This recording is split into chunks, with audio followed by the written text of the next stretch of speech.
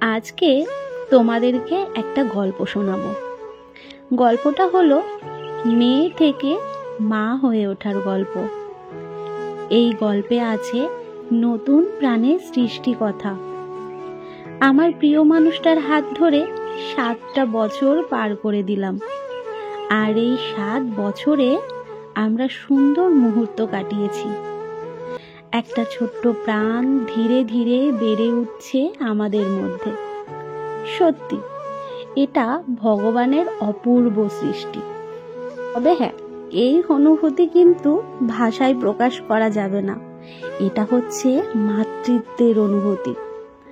একটা মেয়ে নাকি তখনই পূর্ণতা পায় যখন সে নাকি মা হয়। আমিও অপেক্ষা করছি সেই দিনটার জন্য। নতুন মানুষটাকে যেন সুস্থভাবে পৃথিবীর আলো দেখাতে পারি। এই কথাটা না বললেই নয়।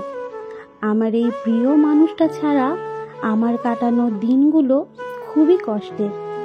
সে বাবা হবার আনন্দে আত্মহারা। দিনের পর দিন, মাসের পর মাস সে আমায় আগলে রেখেছে তার ছত্রছায়ায়। একটা মেয়ে তার স্বামীর কাছ থেকে আর কি চায় বলো? একটু সম্মান, একটু ভালোবাসা, আর একটু যত্ন। ঘুমের ঘোরে আমার নড়াচড়াতে তার ঘুম ভেঙে যায়। সে বলে ওঠে, কি গো, ঠিক আছো তো? আমার প্রিয় মানুষটা বলে, তোমার চিন্তা তো একজনের, আর আমার চিন্তা তো দুজনের। তোমরা ভালো থাকলে তবেই তো আমি নিশ্চিন্তে শুতে পারি। সত্যি আমাদের জীবনের সবচেয়ে সুন্দর মুহূর্ত এটা। কত মেয়ে যে এই দিনটার জন্য অপেক্ষা করে থাকে। বড় মাকে বলি, ইচ্ছে পূরণ করো তাদের, কারণ মা হওয়ার যন্ত্রণার থেকেও মা না হওয়ার যন্ত্রণা অনেক কষ্টের। সে একটা মেয়েই বোঝে। আমাদের ছোট্ট সোনাটা আসতে আর মাত্র 2 দিন বাকি। কত গল্প করি তার সাথে, জানো? কি অদ্ভুত না? তাকে চোখে না দেখেও তার অনুভূতিটা অনুভব করতে পারি। আর আমার পাগল বরটা বাবা হওয়ার আনন্দে কত দায়িত্ব বেড়েছে তার।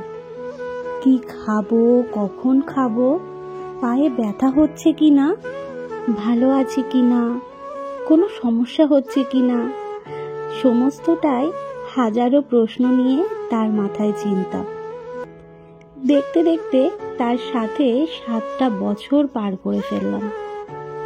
কত কষ্ট, কত খারাপ পরিস্থিতির সাক্ষী হয়েছি আমরা দুজনে। না, হাত আমরা ছাড়িনি। একে অপরের হাতটাকে শক্ত করে ধরে রেখেছি। একে অপরের দুঃখ কষ্ট ভাগ করে নিয়েছি। কত মানুষ অবহেলা, তাচ্ছিল্য করেছে, তবে জানো তো, উত্তর দিইনি কখনো। কারণ মুখের থেকে কাজে করে দেখানো হচ্ছে বড় উত্তর। তবে জানো, এই কথাটা আমার কথা নয়, এই কথাটা হচ্ছে আমার বরের শেখানো কথা। সব সময় বলে, মন খারাপ করবে না, হাসি খুশি থাকবে, যে যা বলছে বলতে দাও। তাদের কাজই তো বলা, আর তোমার কাজ করে দেখানো।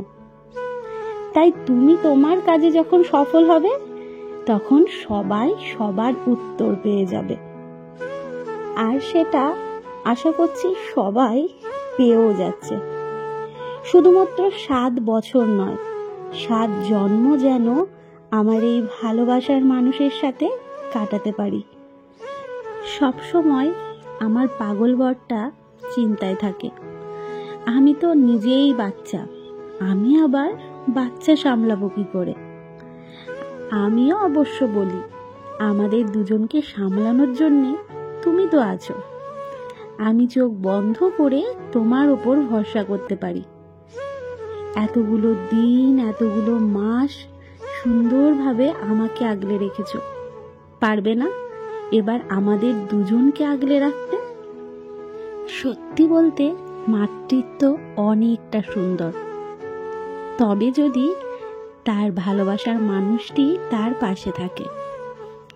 ভগবানকে সব সময় ধন্যবাদ জানাই। আমি এতদিনে যা পেয়েছি, যতটা পেয়েছি, আমি তাতে অনেকটা পরিপূর্ণ।